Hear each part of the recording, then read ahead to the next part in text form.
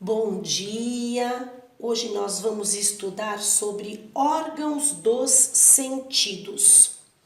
Tente descrever qual é a graça de andar em uma montanha-russa usando só os 5 sentidos. Enquanto você coça a cabeça para descobrir se a vertigem e o frio na barriga se encaixam no tato, na visão, no olfato, na audição ou na gustação, aproveite para pensar em outra coisa. Como você sabe que seu braço está de fato coçando a sua cabeça, se não consegue vê-lo? Aliás, qual dos 5 sentidos lhe diz que você teve um embrulho no estômago? Não fique tonto com essas questões, até porque a tontura é outra sensação que não dá para explicar só com audição, visão, tato, olfato e gustação. Os 5 sentidos tradicionais são específicos para observar o que acontece fora de nós. Além deles, existem aqueles que servem para percebermos nós mesmos e a relação do nosso corpo com o espaço. Mesmo de olhos fechados, você sabe que tem pés, braços, cabeça, um corpo inteiro. O sentido encarregado de informar o que faz parte do nosso corpo é a propriocepção.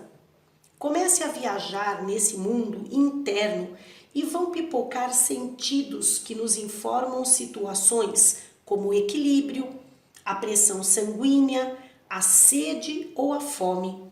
Um exemplo é a sinestesia, que nos diz quando cada parte do corpo se move. Sensação e percepção são processos complementares, mas diferentes. A sensação é a parte passiva da coisa, quando simplesmente recebemos um estímulo. É quando as ondas sonoras atingem o sistema auditivo, fazem o tímpano vibrar e, na forma de impulsos elétricos, são levados pelo nervo auditivo até o cérebro. A partir daí, entra em cena a percepção, que assimila, decodifica e processa esses dados. Esse texto foi extraído da revista Super Interessante e adaptado, é claro, para que eu pudesse falar aqui para vocês, né? Mas dá uma visão do que são os órgãos do sentido, não é? Os animais possuem receptores sensoriais, estruturas que reagem a mudanças nos ambientes externo e interno e que podem ser formadas por simples terminações nervosas dos neurônios ou por células epiteliais especializadas. Os receptores podem estar reunidos em órgãos dos sentidos, como nos da visão e da audição. O conjunto de receptores e de órgãos dos sentidos dos animais forma o sistema sensorial. A posição dos olhos na cabeça está relacionada ao modo de vida do animal. Em algumas espécies de mamíferos, os olhos estão em posição lateral, o que possibilita amplo campo de visão, próximo a 360 graus, visto que cada olho abrange um campo visual diferente. Essa posição é comum nas espécies que são presas de outros animais, como muitos herbívoros. Em muitos predadores, os olhos estão na frente da cabeça e cada olho abrange boa parte do campo visual do outro. Essa disposição resulta em perda de campo, mas, em compensação, fornece uma visão em 3 dimensões. Isso porque cada olho produz a imagem do mesmo objeto em posições ligeiramente diferentes, o que permite ao cérebro avaliar melhor as distâncias em profundidade, facilitando o bote do predador. A visão em profundidade também é importante para animais que vivem em árvores, ou seja, arborícolas, e que pulam de galho em galho. A visão em 3 dimensões do ser humano é uma herança de seus ancestrais arborícolas. Em linhas gerais, a estrutura do olho é semelhante em todos os vertebrados, como, por exemplo, vamos ver o olho humano. Ele é coberto por uma camada protetora de tecido conjuntivo fibroso, a esclera ou esclerótica, a parte branca do olho, que é transparente na parte anterior, formando a córnea.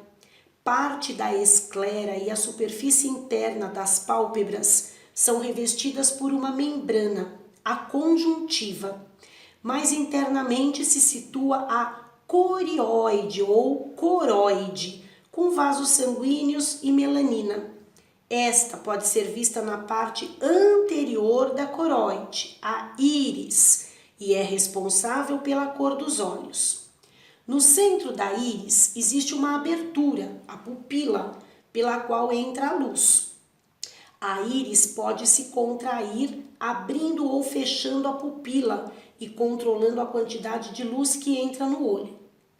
Os raios luminosos que chegam aos olhos são desviados ao passarem pela córnea, pelo humor aquoso, que é um líquido claro, pela lente ou cristalino e pelo corpo vítreo, que é um líquido bastante viscoso.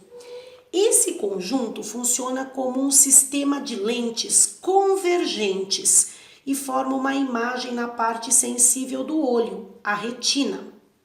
A superfície da retina é o único local do corpo em que os vasos sanguíneos podem ser observados diretamente com auxílio de lentes especiais para a investigação de doenças da retina e de problemas cardiovasculares.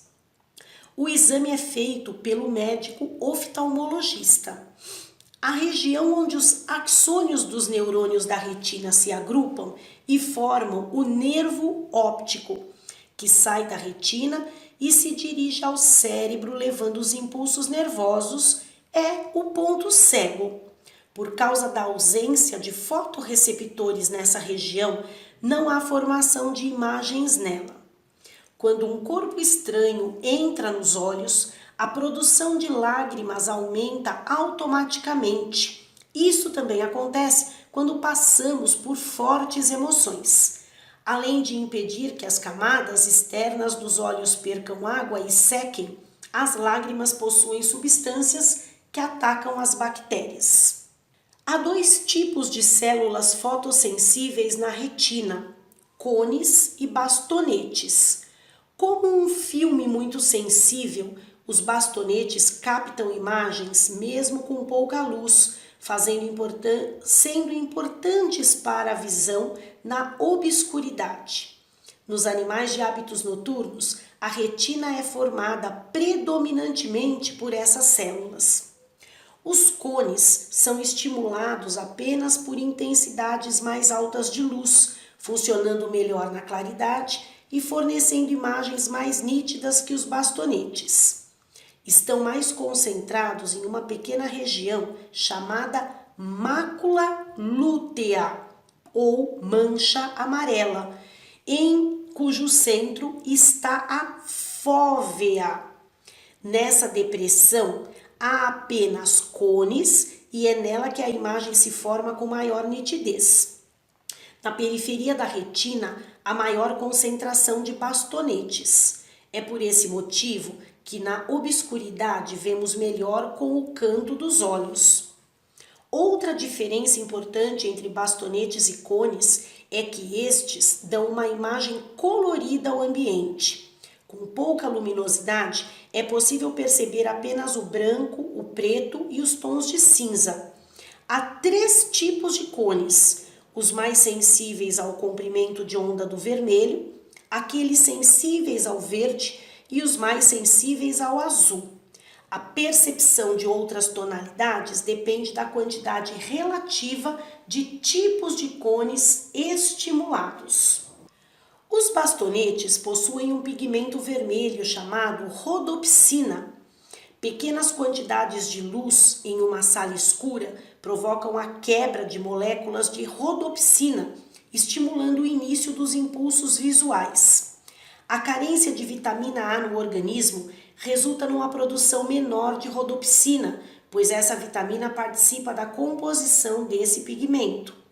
Como os bastonetes são sensíveis a pequena quantidade de luz, o indivíduo passa a apresentar baixa capacidade de enxergar na obscuridade.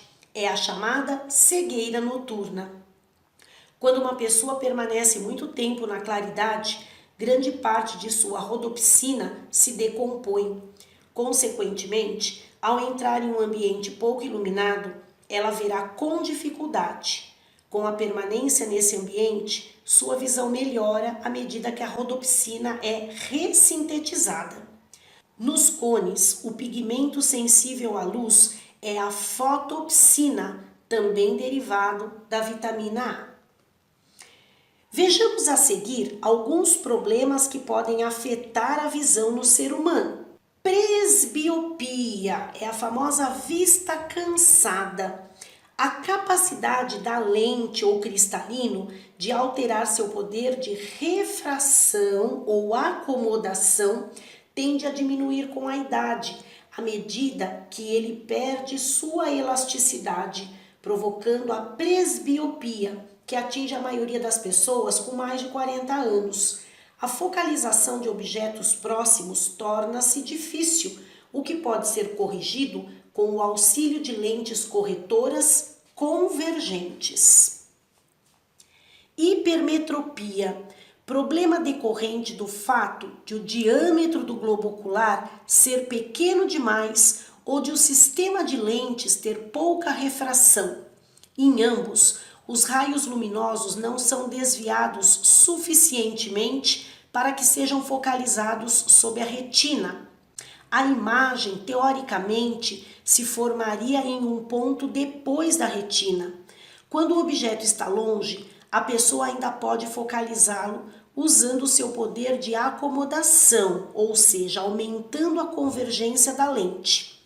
Para objetos próximos, há necessidade de um grande aumento de refração, acima da capacidade de acomodação do olho.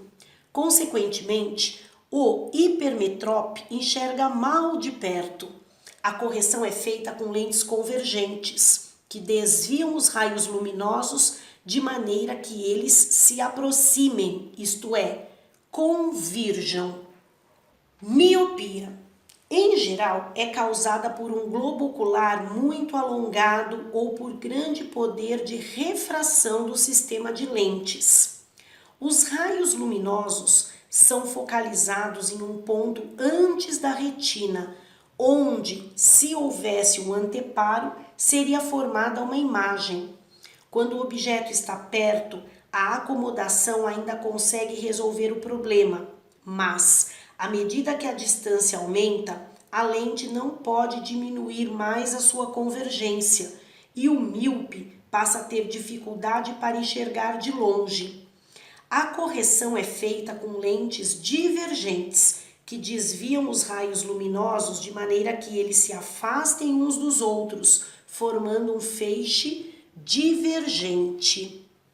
Astigmatismo é consequência de um formato irregular da córnea ou da lente, que desviam os raios luminosos de maneira diferente e a imagem fica fora de foco em algumas direções. A correção é feita com lentes cilíndricas que tenham curvaturas desiguais, compensando a curvatura desigual do olho. Enxergamos a imagem como se ela estivesse borrada. Glaucoma, problema em que o humor aquoso se acumula, o que provoca aumento da pressão intraocular, que pode lesionar o nervo óptico. Por isso, se a doença não for diagnosticada à medida da pressão intraocular feita pelo oftalmologista, é usada para identificar indícios de glaucoma. E tratada a tempo, com medicamentos ou cirurgia, poderá provocar cegueira irreversível por destruição do nervo óptico. Catarata, doença em que a lente do olho perde parte da transparência, dificultando a visão. É mais comum após os 50 anos. Pode ser corrigida por meio de cirurgia, na qual se retira o núcleo da lente e coloca-se em seu lugar uma lente artificial.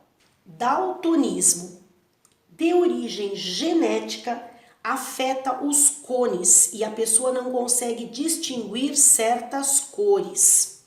A mais comum é a dificuldade de distinguir o vermelho e o verde, provocada pela ausência dos cones responsáveis por essas cores.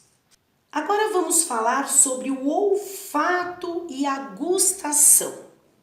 Os animais são capazes de captar estímulos químicos do ambiente por meio de receptores químicos.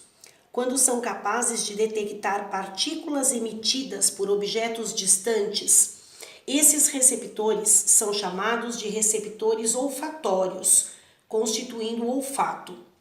E aqueles que são estimulados apenas por partículas químicas em contato direto com o organismo são chamados de receptores gustatórios, constituindo a gustação ou paladar.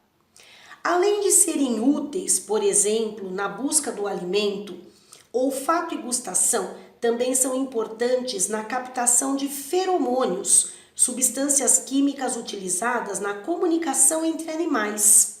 Entre outras funções, os feromônios possibilitam o encontro entre macho e fêmea, servem para demarcar territórios e para avisar os membros da mesma espécie de algum perigo. Entre os vertebrados, os peixes possuem receptores olfatórios nas narinas e botões gustatórios nas faringes. Na parte superior das cavidades nasais dos mamíferos e de outros vertebrados terrestres, há células olfatórias dotadas de cílios. Quando determinadas moléculas do ambiente ligam-se a essas células, deflagra-se um impulso nervoso que é encaminhado ao bulbo olfatório. Os botões gustatórios dos vertebrados localizam-se principalmente na língua. Um número menor fica no teto da boca, concentrados em pequenas projeções chamadas de papilas gustatórias. As células gustatórias reagem a diversos tipos de substâncias químicas. Com os botões gustatórios, percebemos 4 tipos de sensações fundamentais: o doce, o salgado, o azedo e o amargo.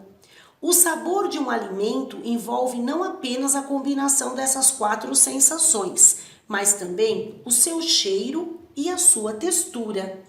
Quando estamos gripados, com a cavidade nasal fechada pelo excesso de muco, ficamos sem perceber o cheiro e, portanto, também o gosto dos alimentos, pois o sabor também está relacionado ao olfato. Por questões genéticas, acidentes, doenças ou traumas, algumas pessoas podem apresentar diferentes graus de perda de gustação e olfato. Isso ocorre também em fumantes, pois as substâncias do cigarro afetam as terminações nervosas presentes nos tecidos que revestem as narinas e a boca. Muito bem, terminamos aqui a primeira parte sobre órgãos dos sentidos.